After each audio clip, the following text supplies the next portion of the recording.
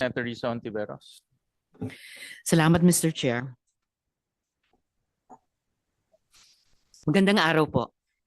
Sa puntong ito, hindi na sapat ang monitoring at pakiusap kahit ang araw-araw na assurance mula sa palasyo.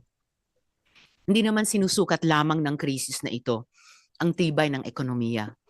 Ang sinusubok dito ay ang uri ng pamamahala. So dapat aminin na ng Malacanang, gaano ba talaga kabigat ang sitwasyon? At ano na ba ang eksaktong plano ng gobyerno kung lumala pa ito? Dahil ang kailangan ng bansa ngayon ay malinaw at agarang solusyon para saluhin ang mga puwersadong magbalikbayan at pigilan nga itong lumalaking pinsala ng pagtaas ng presyo ng langis sa buhay ng bawat Pilipino.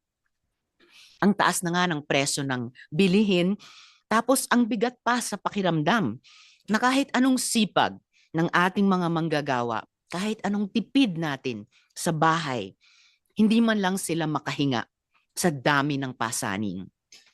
Kaya sana ngayong umaga, yun man lang simpleng pag-asang maitatawid ng ating mga kababayan ang linggong ito o ang buwan na ito nang walang takot, sana maibigay natin.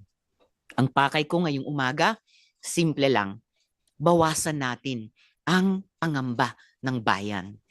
Kaya I am happy that this committee is being chaired by Senator Sherwin. I'm sure there will be a methodical characterization of the challenges and the public actions from the Senate. Hindi na natin dapat hintayin pang humupa ang gulo sa Middle East bago kumilos ng buo. Sama-sama nating patunayan na sa oras ng panganib, may pamahalaang handang sumalo, umalalay at magprotekta sa pamilyang Pilipino. Salamat po, Mr. Chair.